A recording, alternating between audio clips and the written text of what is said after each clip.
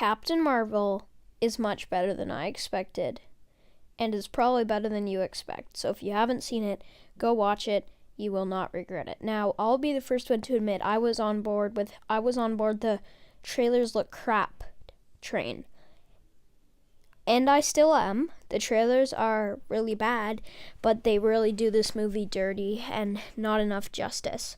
I had a few minor problems, just little nitpicks, so I'll get those out of the way first and then get to my overall thoughts on the movie. I've heard a lot of people saying Ben, whatever his name is, and Talos were really good. I just want to say they were stupid. The Skrulls are stupid. Why do people think he's the standout of the movie when Sam Jackson obviously is, but we'll get to that. The Skrulls are so stupid. These big bads that we've been hyped about for years are really just these nice people who want to save their family, and okay, the twist was fine. The twist, little predictable. Well, I knew Yon-Rogg was evil. Or not evil, but not good. But the twist was good. And I'm not one of those, no, they changed something from the comics, guys. But the Skrulls are so dumb. Like I said, these guys we've hyped up for years are really just these sweethearts with really annoying and stupid voices.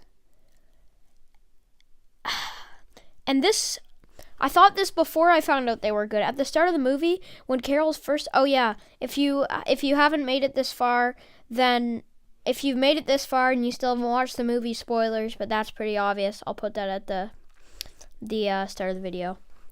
Anyways, the Skrulls' voices are so dumb. And Talos, he reminded me of Korg. I'm not making this up. I was actually thinking in the theater, he's like Korg, because his voice is so, like, dumb and funny, and he just, like, makes, like, comedic remarks, and he's hardly even a villain, like, I wouldn't call Yon-Rogg the villain. There's really no villain other than the Kree in general, but the Skrulls did not live up to the hype.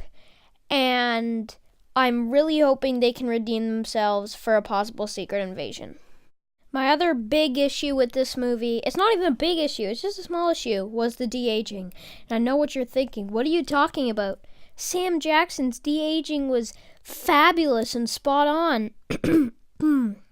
Well, you're right. I'm not talking about Nick Fury's de-aging. It was flawless. I'm talking about Coulson. Coulson only had a cameo, which is probably for the best, because Marvel spent most of their de-aging budget on Phil Coulson. Now, the shot I have here on screen isn't the shot that really made me go, that's some bad de-aging. It's the shot when they're on the stairs and Coulson is pointing the gun at Fury and Captain Marvel or whatever. It looks so bad. And the first line we hear Coulson say, which is like Fury asks, did you hear that? Or something, and did you see that? And Coulson says, no, I did not. It felt like that line was recorded in a studio and then dubbed onto his face because they couldn't de-age him enough to actually make him say those words. That's just what I thought. So yeah, Coulson's de-aging was not perfect. My other nitpick that I've heard most people say, and I agree, is the way he lost his eye. It is so stupid. I felt like it would be Goose, but the way they did it is so dumb. They just played it off for a joke. This thing we've been really wanting to know for so long, they play it like a joke, like how I felt with the Skrulls. It all leads up to this, and then it's just like a massive joke and disappoints. It's like that line in Winter Soldier when he's like, last time I trusted someone, I lost an eye. Ignore my Nick Fury impression. And that line is so pointless now because it's like a retcon. Like we were thinking, oh no, we trusted someone who could have been a Skrull and they got his eye out. Oh no. And now they just retcon it. No, it's just a playful joke. Ha. I've seen this Instagram meme going around from @TheBlurredVision, which you've probably seen. And I'm not going to say what it is because you've probably seen it. But that is so true, and I will forever hate Marvel on how they made Nick Fury lose his eye. Now the stuff I liked, because there's a lot of it. First, this movie has some big jump-in-your-seat, goosebumps, shivers, what the heck just happened moments for diehard Marvel fans. Some for just casual movie goers, but a lot of them are for like Marvel fans that make you go, oh my gosh. So let's talk about them. The first of these moments is the Tesseract reveal. Now, I was pretty sure the Tesseract was going to come up because I was late getting to the movie by a few days. So I had seen some YouTube videos that were like from like a couple days ago that said timeline of the Tesseract and why would they make that unless Captain Marvel added more to the Tesseract. So even though I knew when we see the Tesseract, I just got goosebumps. I was like, yes, yes, yes, yes, yes. So that was awesome.